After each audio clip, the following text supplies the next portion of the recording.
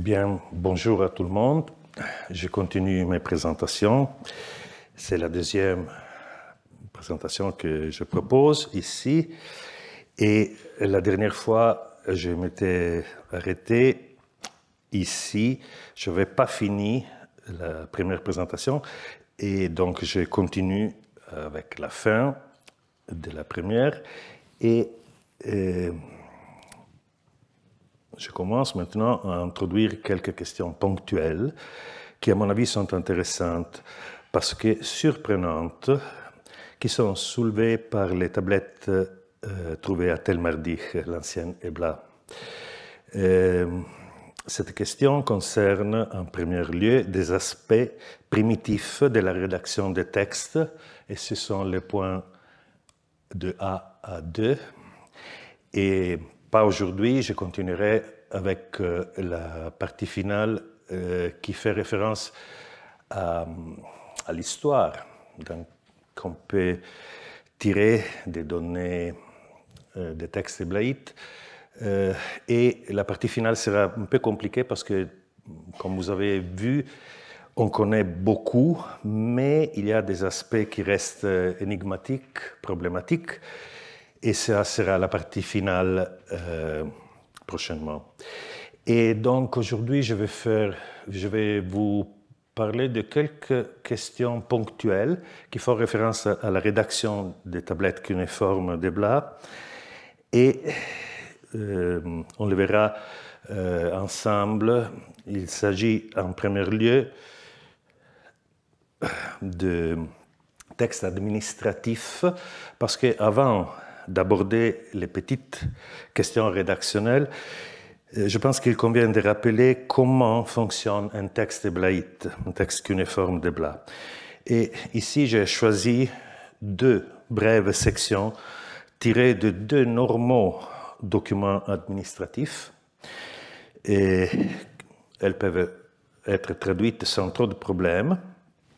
Vous voyez ici à gauche une section administrative qui nous dit qu'une mesure kin, c'est une unité de mesure, de laine, est pour la femme de la ville ou du village de Darib, la femme qui a envoyé du miel. Bon, ça c'est typique, c'est tout. L'enregistrement est simple. Une quantité suivie par quelqu'un qui a fait quelque chose. Et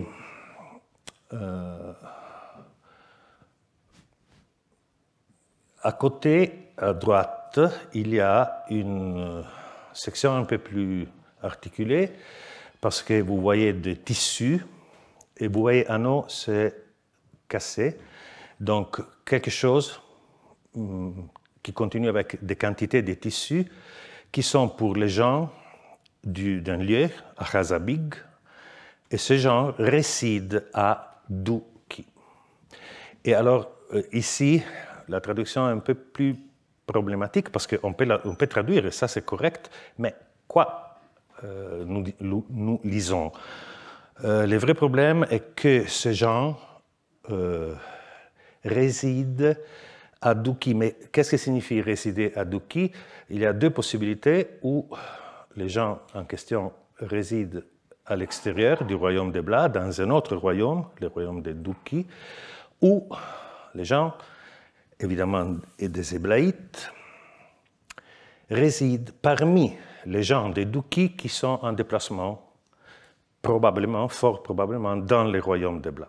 Alors, ça c'est pour vous montrer que la parenthèse c'est une interprétation successive à la simple traduction, et ça ouvre les portes à des problèmes de géographie, naturellement, mais aussi de fonctionnement de la société et des situations qui nous devons penser que sont des situations assez normales. Ce n'est pas des questions extraordinaires. Mais vous voyez qu'il y a des gens qui sont ou à l'extérieur ou avec des étrangers qui sont à Ebla. Chazabig est probablement un village d'Ebla, presque sûrement un village du royaume d'Ebla. Et ici, il y a un petit détail. Vous voyez les numéros 46, 34, 80. Quelle est l'addition de 46 à 34? 80. Donc, fort probablement, les gens étaient 80 personnes. Et ça, ce n'est pas écrit explicitement. C'est nous qui nous faisons un pas après la simple lecture. Et on peut plus ou moins être sûr que les tissus avaient été donnés, et le verbe donner n'est pas là, mais on pense que les gens de Ahazabig ont reçu des tissus. Qui a donné les tissus? Eh bien, les tablettes sont les tablettes trouvées dans les archives du roi d'Ebla, donc le roi a donné, mais lui-même, non, son administration. Donc il y a tout un système économique que nous voyons à travers ce petit enregistrement, et on peut dire que le numéro 80 n'est pas innocent parce que pour des raisons pas si faciles à comprendre, on avait la tendance à mettre ensemble des gens, des travailleurs probablement, et pas nécessairement des travailleurs, peut-être quelqu'un qui était soit des travailleurs, soit des fonctionnaires, des groupes sur une base de 20. Et 20 est un quart de 80. Donc, 4 groupes de 20, c'est-à-dire 4 groupes de 20, c'est-à-dire 80 personnes.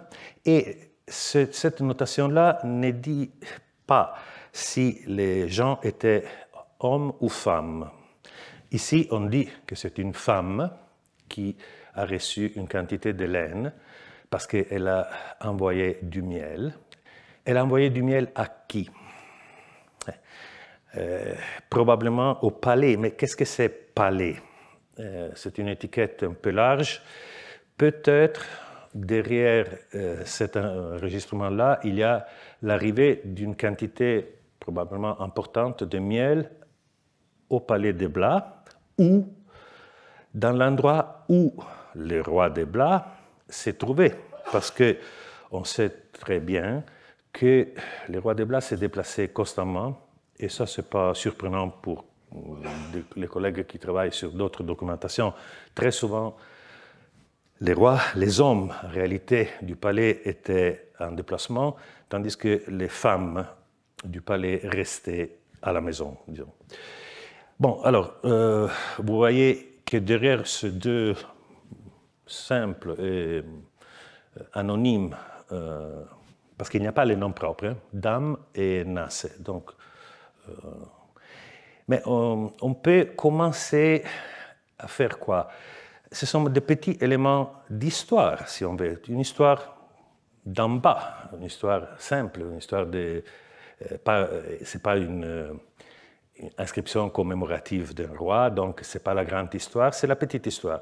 Si on met ensemble les centaines, et je veux dire les milliers d'enregistrements de ce genre, on peut commencer à bâtir un type d'histoire qui certainement est une histoire économique, sociale. Très souvent, on aimerait bien d'avoir des datations plus précises.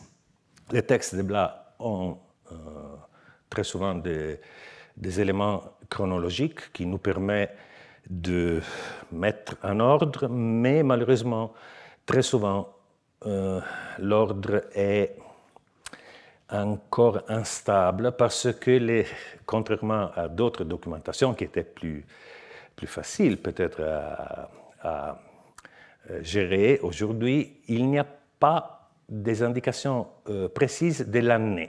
Il y a des indications précises du mois.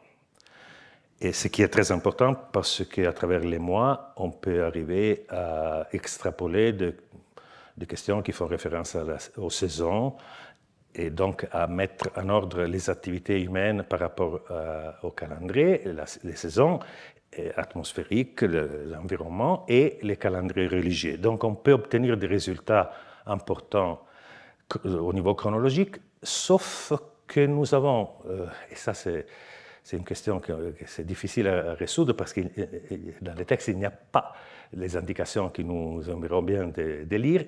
Très souvent, il n'y a pas l'indication de l'année.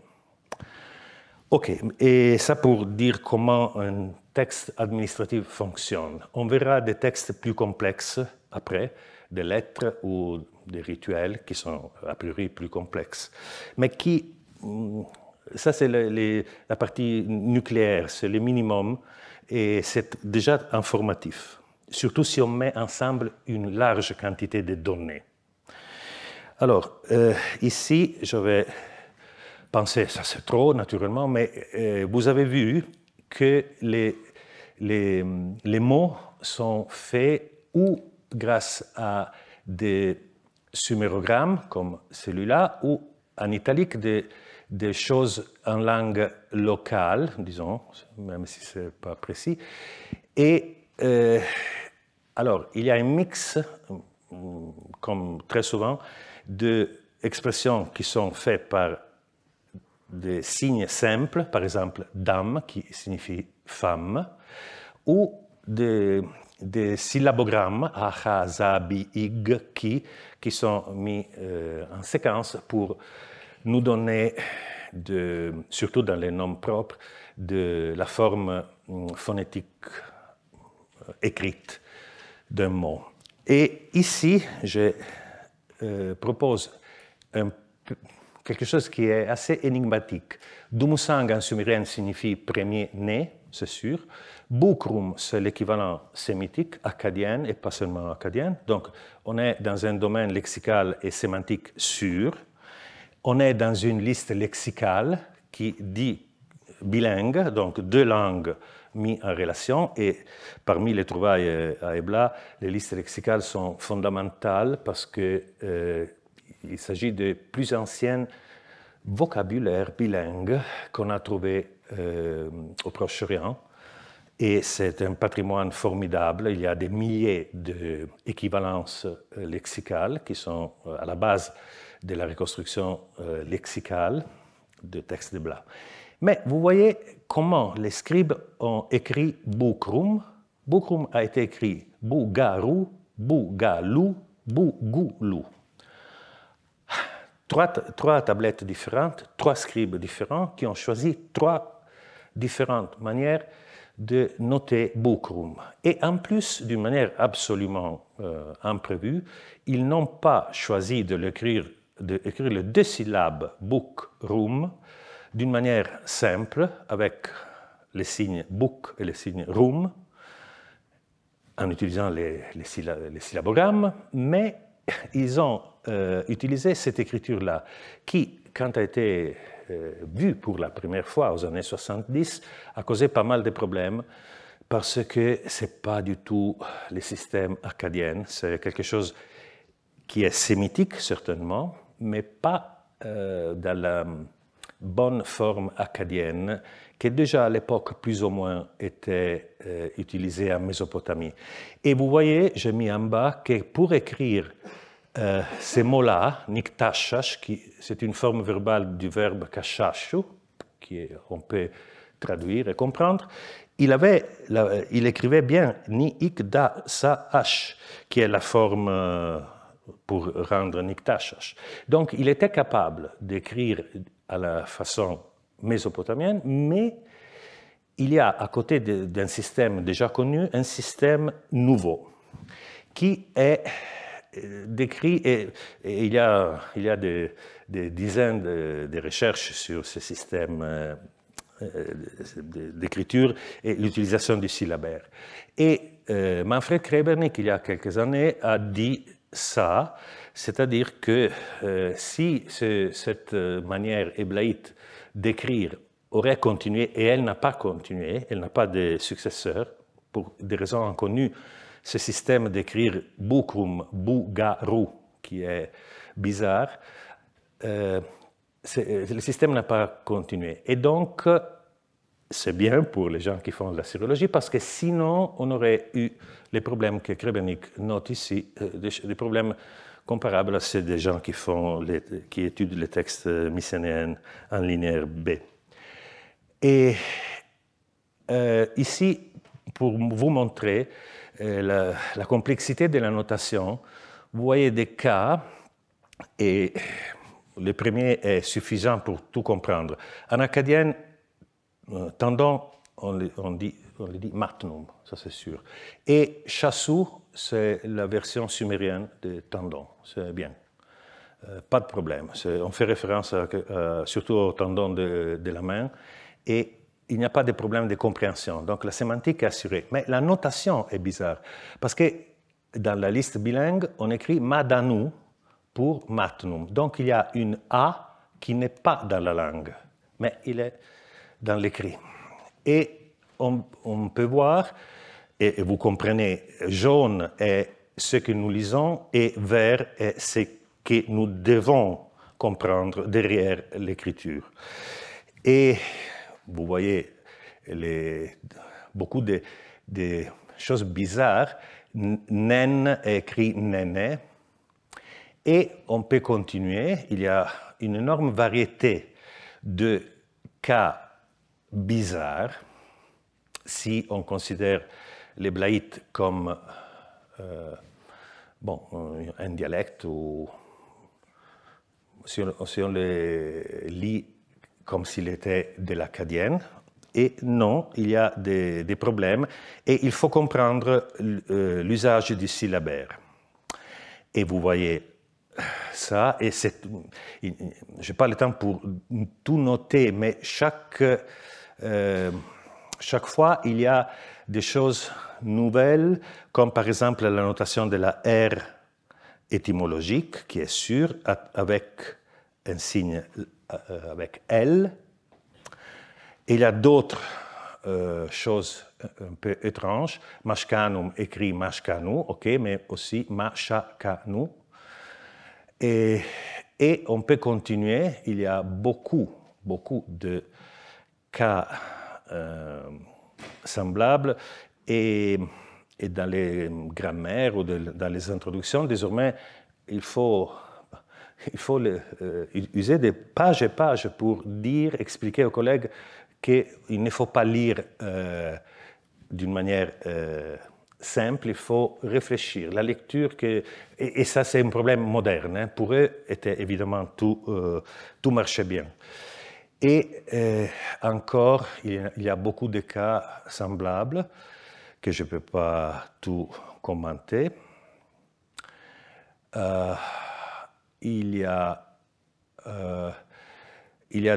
aussi des choses qui sont très jolies au niveau culturel. Par exemple, ici, il y a les mushkenu, la forme la plus archaïque que nous avons de ce mot, que j'ai traduit dans cette manière, qui est peut-être juste, peut-être non, pas juste, mais il y a des formes bizarres d'écrire ce qui, après, est bien écrit, normalement écrit. Et donc, ici, on voit aussi toute la complexité de la notation pour les noms propres, soit des personnes, soit des lieux, de dieux, des mois, qui doivent être considérés parce que, à partir des noms propres, on peut faire de la prosopographie, on fait de la géographie, on fait des extrapolations sur les calendriers, etc. Donc, c'est plein de conséquences. Tout simplement, Terka, la ville bien connue de Terka, on l'écrit Terga ou Tiriga. Et ça, c'est un fait. Et c'est clair que c'est toujours la même ville. Pourquoi il faisait ça? Pourquoi il y a cette variété?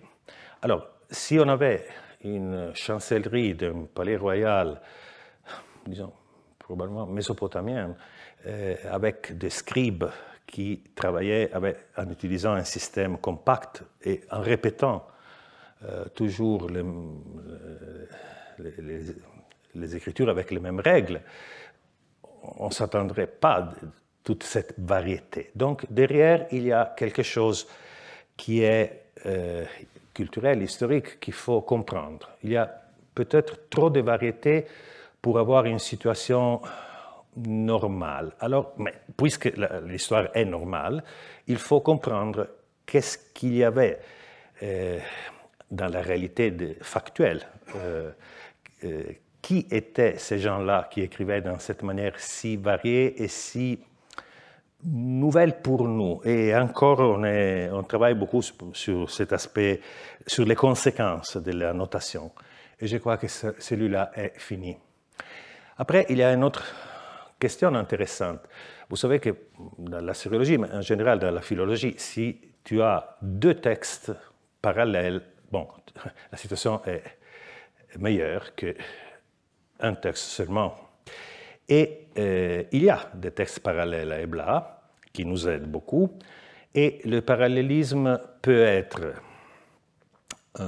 comme dans les rituels, peut être pas complet, mais suffisamment complet pour maîtriser les différences. Je veux dire, si on fait un rituel aujourd'hui, on écrit une tablette. Si on fait le même rituel l'année prochaine, même jour, pour des raisons de calendrier, pour des raisons qui pourraient être bien connues, on refait plus ou moins la même textualisation, la même notation, mais naturellement, si à la place de Marco Bonnecchi, il y a John Smith ici qui parle, on changera les noms, pas Marco Bonnecchi, John Smith à ma place. Donc, on peut comprendre ça, et ce sont des parallélismes que nous pouvons maîtriser. Mais il y a d'autres cas, et ça c'est sur les rituels, donc il y a des raisons historiques pour les changements. Mais dans d'autres cas, il y a des vrais duplicats. Donc, ce n'est pas que dans la réalité, il y avait un événement proche, mais pas égal. Il y a des duplicats, donc des photocopies, disons, précises d'un texte. Et on constate des variantes un peu bizarres. Ici, j'ai recueilli 3 cas typologiquement différents, très différents. Il y a un texte plus ou moins administratif qui, c'est une liste de places où l'image d'un dieu s'arrêtait pendant une circumambulation, un tour de l'image divine. 2 textes par duplicat. Il y a deux duplicats de prescriptions cultuelles qui font référence à des activités des étrangers qui habitaient, pour des raisons difficiles à comprendre, dans les royaumes de Bla, et c'est là des gens des armées, des étrangers, et après un texte littéraire, un texte religieux, un hymne à une divinité mésopotamienne. Et why? Dans les textes de la circumambulation, un toponyme est écrit dans cette manière, dans un cas, et il est écrit d'une manière un peu différente dans un autre cas. Et cette forme-là est bizarre parce que chi n'est pas bon. On aurait aimé avoir si comme variante de che3. Donc, pourquoi ça? Et peut-être, le texte a été rédigé par les mêmes scribes. Ici, il y a l'addition d'un pronom suffixe sous 3 ou summa qui change un peu les parallélismes. Pourquoi? Et dans ces cas-là, dans le cas de l'hymne, nous sommes sûrs que le même scribe a écrit les 2 versions, les 2 duplicats de l'hymne. Parce qu'il est signé à la fin, il y a un colophon où le scribe Tiraïl écrit « Moi, je suis le scribe, le copiste en réalité, qui a produit ces 2 tablettes. » Donc, la même personne a changé la notation d'une manière assez importante, dans le sens qu'il a choisi des signes différents, Ba4 contre Ba1, et il a changé, probablement, c'est une faute orthographique, il a changé quelques signes. Donc, ça, c'est quelque chose qu'il faut connaître, désormais on connaît ça, et il faut la mettre dans un chapitre idéal d'une description d'une morphologie des textes d'Ebla pour éviter de penser que Sheamu et Sciamu sont deux toponymes différents, ils sont les mêmes. Encore, dans les rituels, il y a deux grands rituels parallèles qui sont presque des duplicats, mais pas des duplicats. Et il y a une troisième tablette plus petite qui a été écrite en fonction de la deuxième. Et vous voyez les différences. Un homme divin qui écrit comme ça, sinon il écrit comme ça, et vous pouvez suivre toutes les variantes graphiques qu'on peut constater dans les textes qui sont absolument parallèles.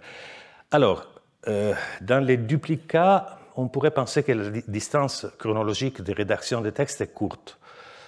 On peut penser que les trois textes qu'on a vus auparavant étaient faits, les trois couples de textes ont été faits à une brève distance. Ici, entre les deux rituels, il y a certainement une distance chronologique importante, donc pas des jours ou des semaines, mais des années.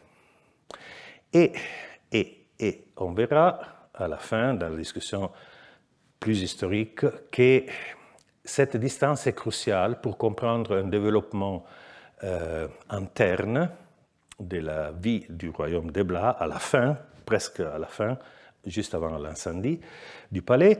Et alors, cette variante peut être chronologisée et nous donne des indices pour résoudre d'autres problèmes ou pour voir d'autres problèmes difficiles à résoudre. Et ça, c'est encore un cas, c'est complexe. Et ça, c'est une sélection. Il y en a plus de cas comparables. Naturellement, l'aspect paléographique est important parce que vous voyez ici dans 4 signes cunéiformes et vous voyez les mêmes mots, les mêmes expressions qui sont comment elles sont écrites dans les tablettes, dans les 3 tablettes différentes. Et vous voyez des différences visuelles, physiques, de calligraphie en effet, mais aussi de comment les signes sont organisés à l'intérieur de ce que nous appelons, je ne sais pas, case. Oui, les Anglais désormais utilisent box ou case. Et vous voyez ici, le mot est chazano kubabbar, est d'objet en argent, un chazano en argent. Vous voyez chazanu kubabbar ici, et vous voyez la disposition différente. Cha, qui est celui-là, sa, qui est celui-là, et le nu, qui n'est pas à droite du sa, mais il est déplacé en bas. Parce évidemment, il n'avait pas bien géré l'espace et donc il a écrit d'une manière différente. Alors ça, ce sont des indices importants pour reconstruire naturellement, pour comprendre qui a écrit quoi. On peut attribuer à des scribes une solution, la solution 1, 2, 3, ou à un autre scribe la solution 1, 2, 3. Sont des scribes différentes et à partir de cet exemple-là, on pourrait, dans un futur qui n'est pas proche, on pourrait avoir des bonnes idées pour dater les tablettes, pour les mettre en des groupes et ça nous donnera beaucoup d'informations au contour très importantes. Parce qu'on lit, on les lit, ce n'est pas un problème de lecture, on les lit, mais il faut les classer.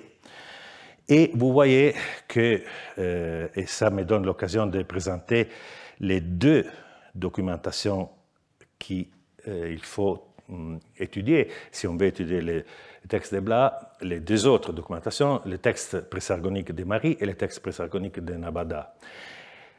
Vous voyez dans ces cas-là le signe bas, qui est un signe très simple. Vous voyez ici, il y a une forme et ici, il y a le les autres formes qui sont différentes, mais la vraie différence c'est qu'ici, il y a 4 clous. 1, 2, 3, 4, 4, 4. Ici, il y en a 3. Et on avait... Et c'est sûr, hein, ça, parce que ici, il y en a 4, et ici, il y en a 3. Donc, ce n'est pas un dessin moderne, c'est vraiment le scribe ancien qui a fait comme ça. Et ça donne l'occasion de dire qu'un des grands problèmes que nous avons aujourd'hui pour bien comprendre le texte de Blas est causé par une chose qui est aussi le contraire d'un problème, c'est-à-dire une gloire, une chose formidable, c'est-à-dire le fait qu'on a trouvé du cunéiforme si éloigné de la Mésopotamie à cette époque si ancienne. Et Mari et Nabada sont les deux villes qui nous donnent des renseignements comparables parce que, bon, le fait qu'elles sont dans la Syrie moderne ne dit absolument rien, c'est un hasard moderne, mais ils sont à une distance en kilomètres qui est encore, peut être interprétée comme une distance proche. À la limite, mais encore proche. Donc, ce n'est pas la vraie Mésopotamie.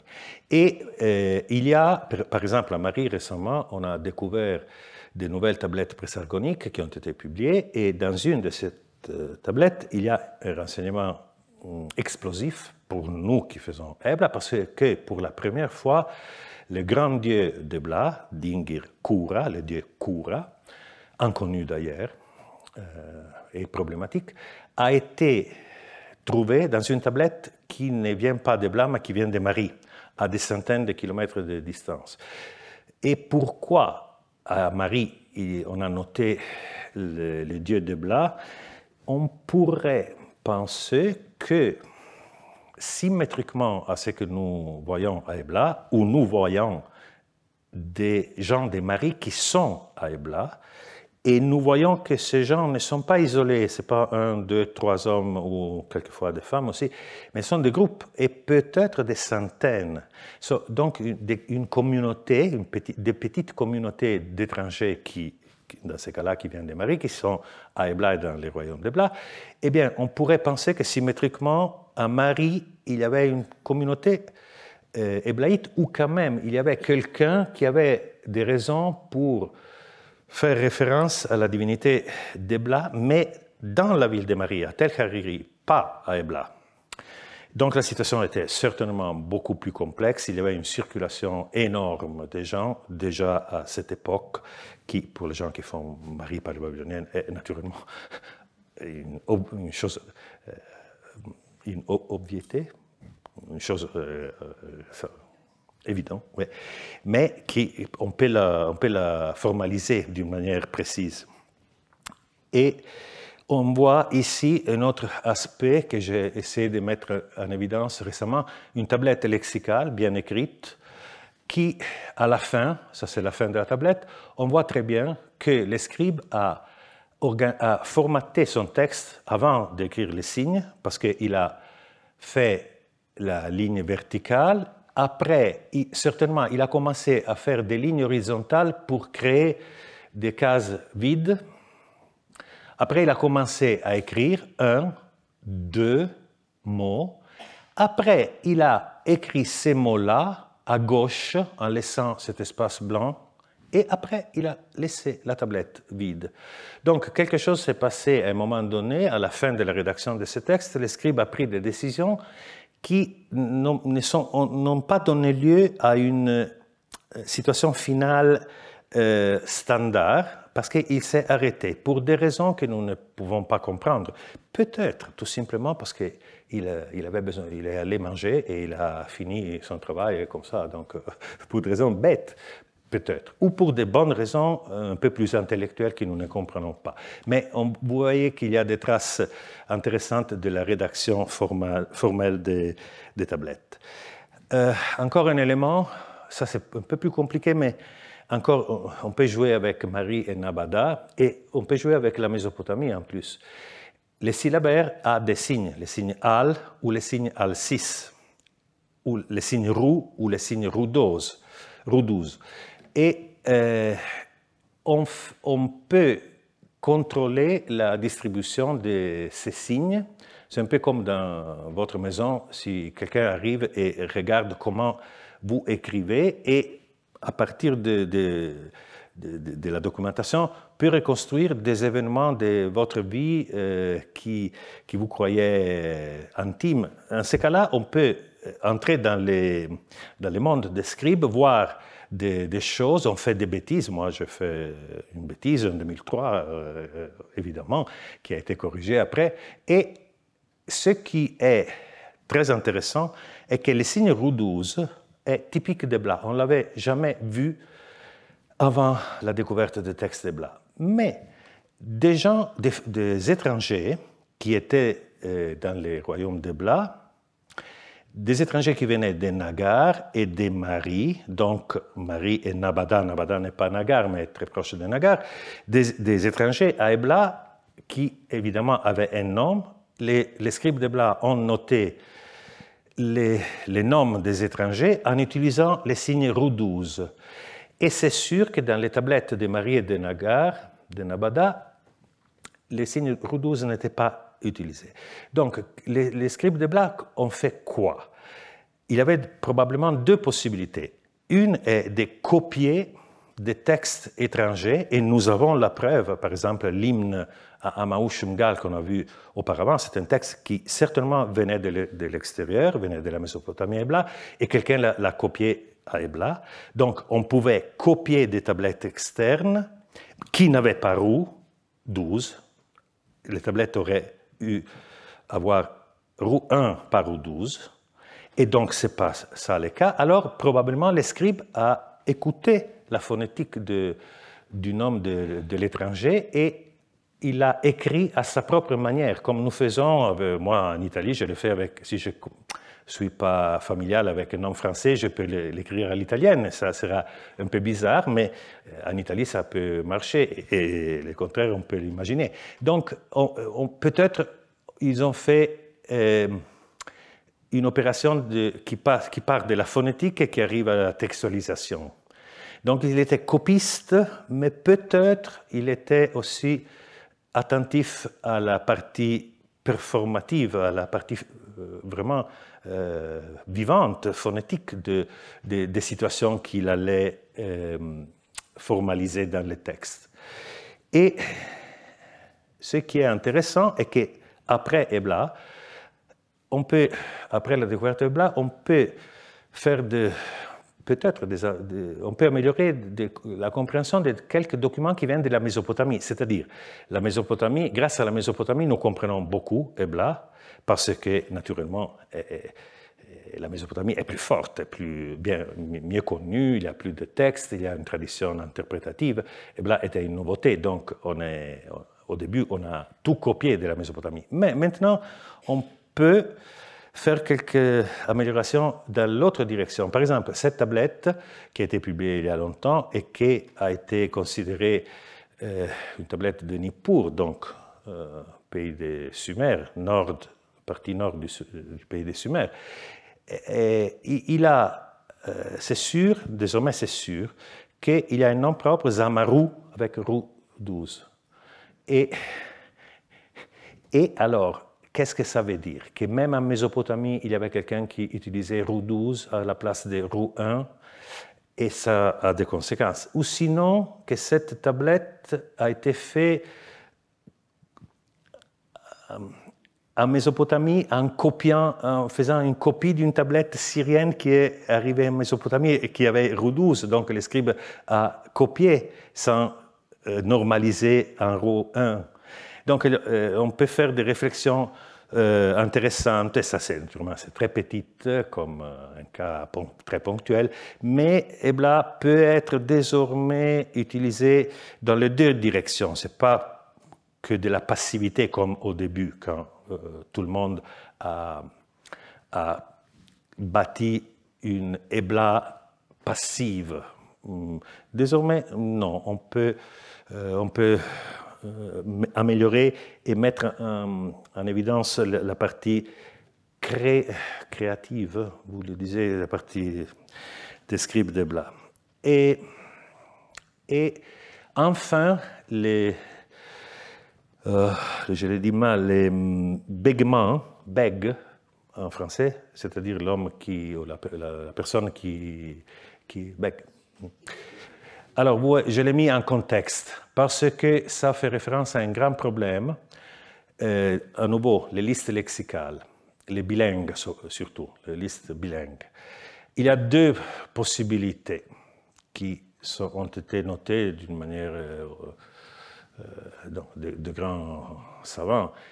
Il y a quelqu'un qui pense qu'à Ebla, on trouve des exemplaires qui, au fond, sont viennent de la Mésopotamie et que les listes bilingues étaient déjà faits, même si on n'a pas des exemplaires trouvés par les archéologues, mais elles étaient déjà faites par les scribes du grand royaume de Kish avant l'Empire akkadien, donc, disons, une époque Abu Salabi, que peut-être déjà à l'époque des Pharaons, donc quelques siècles avant Ebla, ou au contraire, les listes sont une nouveauté introduite en périphérie, parce qu'en périphérie, on avait besoin d'une bilingue, pas dans le centre.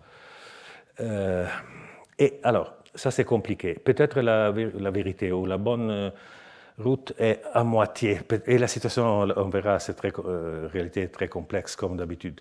Mais j'ai mis 3 cas ici pour vous montrer au niveau lexical quelle est la situation des trouvailles. Il y a les mots pour l'endroit où on s'arrête pour dormir. Il y a les deux mots pour beg et bèguement. Et encore, j'ai mis les bukrum, qu'on a déjà vu, les premiers-nés. Il y a 3 solutions différentes. Et à partir de ces 3 situations, on peut tirer des conséquences sur la diffusion des langues et sur l'organisation moderne des dialectes sémitiques archaïques de l'époque, de la moitié du 3e millénaire. Ce qui est intéressant ici est que l'Ishanum, langue, est bien connue, donc ça c'est facile à comprendre. C'est quelque chose qui est dit de la langue, mais physique, pas du langage, mais de la langue. Mais les autres mots, padimum et allakum, ne sont pas dans les vocabulaires akkadiens. Au contraire, il y a des comparaisons possibles avec l'arabe, l'ougaritique et l'hébreu. Et ça, pour dire une chose, que oui, Ebla et les tablettes Ebla doivent être étudiées par les assyriologues, c'est sûr, c'est du cunéiforme. Donc. Mais il faut avoir sensibilité et compétence, pas seulement en akkadien et en sumérien, mais aussi en arabe, en ougaritique, en hébreu et peut-être dans d'autres langues sémitiques et peut-être dans quelques cas en égyptien aussi, qui sont à l'extérieur de la région cunéiforme standard. Ok, alors ça, je crois que c'était la fin de la partie A. Maintenant, je voudrais entrer dans quelques textes un peu plus complexes. Celui-là est un texte célèbre parce que c'est une lettre et il s'agit d'un de rares textes fameux qu'on peut mettre dans une anthologie moderne de textes célèbres de l'Antiquité cunéiforme, et c'est la lettre de Hamazi. Et c'est sûr que c'est une lettre parce qu'il y a 2 fois le mot enma qui signifie ainsi et qui était utilisé à l'époque pour introduire un texte qui un messager aurait lu en amenant la tablette avec la lettre à une distance qui peut être considérable parce que c'est un texte trouvé à Ebla, mais l'autre nom géographique est Hamazi, et comme quelqu'un peut m'enseigner, Hamazi, c'est sûr qu'il est dans la région qui va devenir la Syrie, c'est proche du Tigre, donc à une très grande distance dans l'est, nord-est, mais est en réalité. Donc ça c'est le texte que nous avons, et malheureusement il y a une très grande cassure ici, mais probablement le texte était fini parce que ici il y avait au début du revers il y avait un grand espace blanc, et peut-être ici il n'y avait rien, peut-être.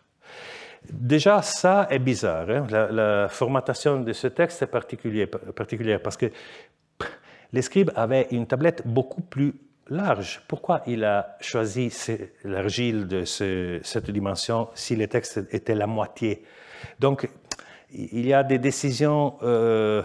Et naturellement, le vrai problème est qu'est-ce que nous avons dans nos mains aujourd'hui? C'est une lettre, mais ça signifie quoi? D'abord, c'est correspondance active ou passive. Et tout le monde, à partir de l'édition au tout début, parce qu'on s'est aperçu très tôt que c'était un texte formidable, tout le monde a dit que c'était un texte qui partait de Blas pour aller à Hamazi. Donc, c'est de la correspondance active. Et le texte est célèbre pour une raison que vous pouvez comprendre. Regardez, sans connaître les mots anciens, la répétition « Andashesh » ou « Anashesh » écrit 2 fois, et ici, à nouveau « Shesh »,« Shesh ». Et « Shesh » signifie « frère », donc c'est un texte célèbre parce que son interprétation a très vite montré que c'est probablement les cas les plus anciens de fraternité déclarée entre 2 pouvoirs politiques. Et donc la fraternité, dans quelque manière, doit être interprétée comme une relation d'importance politique symétrique, même niveau. On est frères, donc on est... Et ça, naturellement, les gens qui étudient les tablettes successives n'ont pas de difficulté à comprendre l'importance de ça. Bon, ça c'est la base, ce texte publié en 1977. Et dans une anthologie comme celui-là, quelqu'un en anglais a fait la traduction qui était fondée sur d'autres traductions. À ma connaissance, il n'y a pas une traduction française courante. Il y a en italien, en anglais et en allemand, mais pas en français, à ma connaissance, peut-être je me trompe. Et ici, un très bon savant, un très bon collègue avait écrit « This letter was addressed by » et vous voyez que qui a écrit la lettre est quelqu'un de Blas, high official, un officier, fonctionnaire de Blas, qui l'a envoyé au roi de Hamazi. Et ok, les sujets sont des mulets, en réalité, des équides, et on le sait maintenant, ils sont des troncs d'arbres. Donc il a un échange de biens précieux, mulets et troncs d'arbres. Arbres qui ont été interprétés d'une manière différente, mais en tout cas des arbres très grands qui étaient utilisés pour des activités édilisses, et les mulets, au contraire, étaient meilleurs que les ânes pour des activités diverses, qui pouvaient être soit le commerce, soit la guerre. Donc, à côté de la fraternité, il y a un échange de 2 biens très précieux qui sont propres de 2 pays. Les mulets sont propres du pays de Hamazi et les arbres sont propres du pays de Ebla. Alors, Dominique Charpin a écrit des choses importantes sur la question de la correspondance active ou passive. Et naturellement, si la lettre est une lettre d'Ebla à Hamazi, et si la lettre a été trouvée à Ebla, pas à Hamazi, ça veut dire que si la lettre a été expédiée, c'est une copie.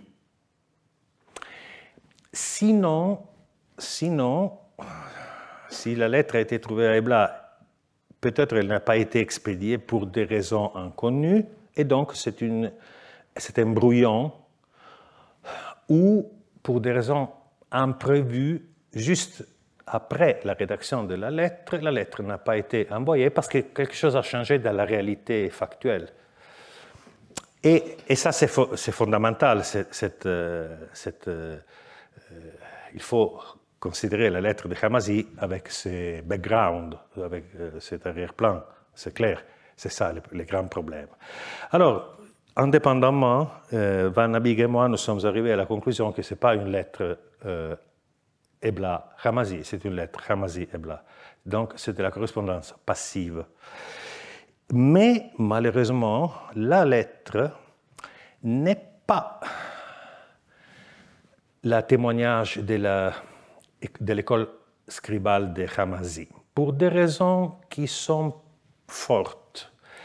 Probablement, cette tablette est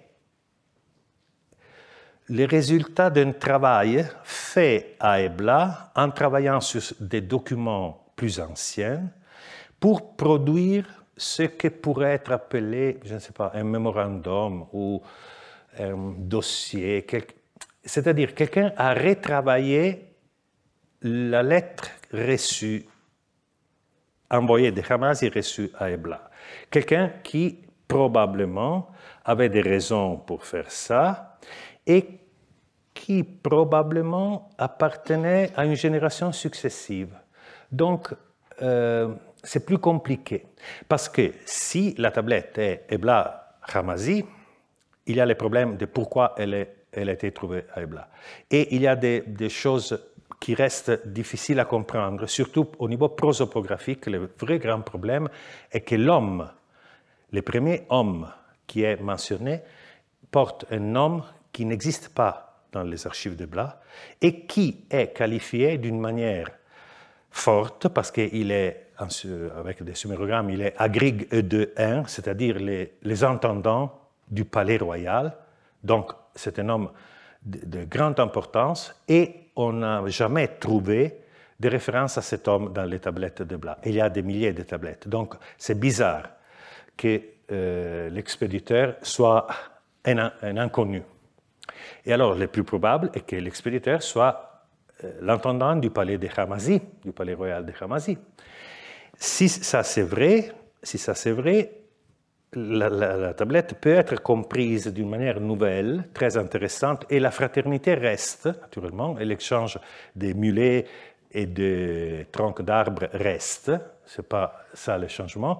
Ce qui est intéressant plutôt, c'est la position de « tu es mon frère et je suis mon frère », parce que « tu » dépend de qui écrit, parce que si moi je suis quelqu'un de Khamazi, tu es quelqu'un d'Ebla, mais si moi je suis quelqu'un d'Ebla, tu es quelqu'un de Khamazi. Et ça change la nuance, parce que c'est intéressant de voir qui est, pourquoi on commence avec tu et pas avec moi. Il y a des règles rhétoriques, il y a tout un niveau ultérieur pour comprendre la réciprocité, parce qu'il faut l'écrire, il faut utiliser toi, tu et moi, je, tu. Donc, c'est intéressant à étudier. Et alors, tout reste compréhensible si on fait l'inversion, mais il y a des problèmes, des problèmes. On n'est pas capable de tout résoudre, de nouveaux problèmes intéressants. Et en plus, peut-être il y avait 2 lettres, parce qu'il y a 2 fois Enma dans la tablette, 2 fois, pas une fois.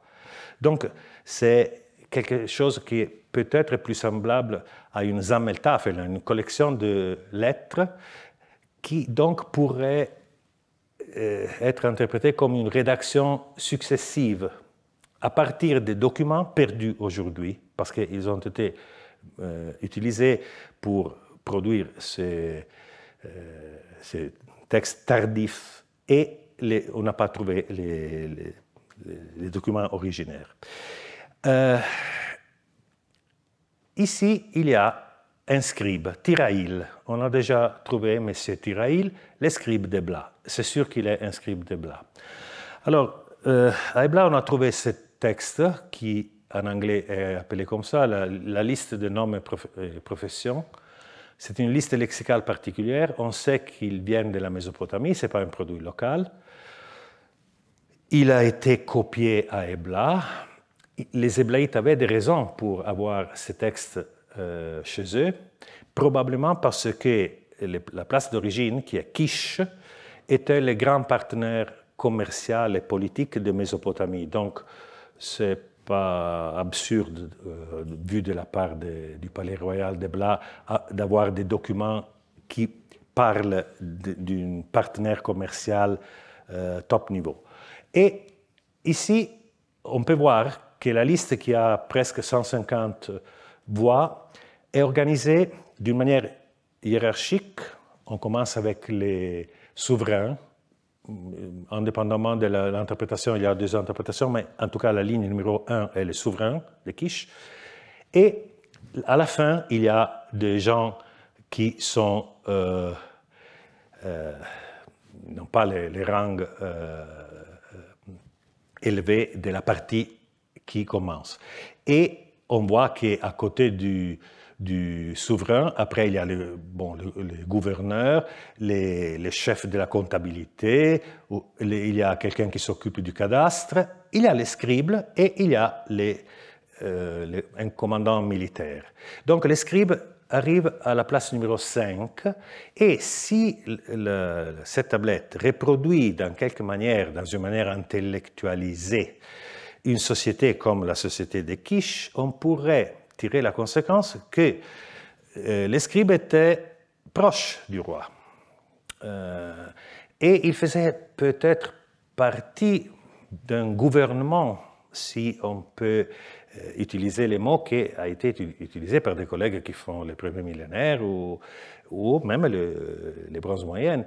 Et donc, ça, c'était un indice que de la position sociale importante du scribe à l'époque, à la moitié du troisième millénaire avant le Christ.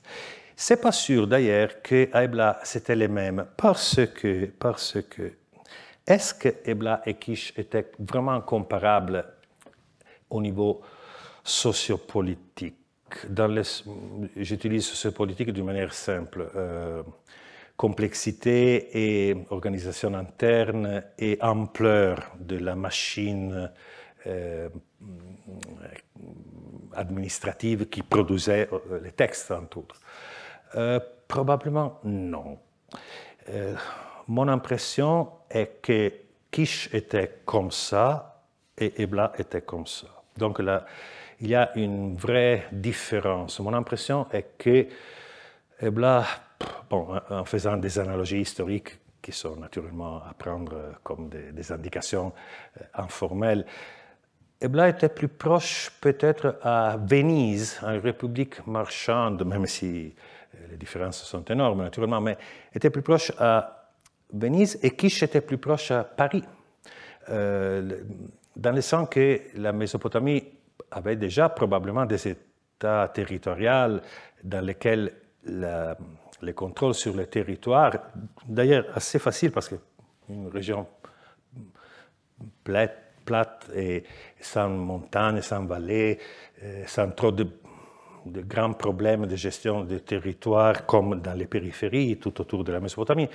Probablement Kish était vraiment un large État territorial déjà à l'époque. Ebla peut-être était beaucoup plus petite. Les scribes, naturellement, pouvaient être quelqu'un d'important, je ne vais pas dire que non, mais peut-être l'organisation d'Ebla était plus proche à une entité politique qui avait dans le commerce et la diplomatie ses propres valeurs fondantes plutôt que le contrôle du territoire, l'agriculture et des choses qui sont plus typiquement mésopotamiennes. Je vois cette différence qui d'ailleurs n'est pas surprenante parce que même dans les siècles, les millénaires suivants, plus ou moins la question était pensée assyrienne et phénicienne, donc ce n'est pas nouveau, franchement. Donc la situation des scribes d'Ebla ne peut pas être calquée sur la situation kishite que nous voyons ici. Alors, je crois que c'est 12, donc on a encore terminé. Et la prochaine fois, j'entre mieux dans les domaines des scribes d'Ebla en montrant des situations articulées qui font réfléchir sur la diffusion du cunéiforme beaucoup plus large de ce qu'on peut penser. J'arriverai à dire qu'Ebla est la pointe d'un iceberg qui doit être vue comme vraiment large. Je vais impliquer qu'on utilisait le cunéiforme à la moitié du 3e millénaire jusqu'à la Turquie, le Liban et le sud d'Israël, la Palestine et encore plus au sud. Surtout parce que, et ça c'est une grande découverte récente, on a désormais la preuve que l'Égypte des pharaons était attestée à Ebla. Merci.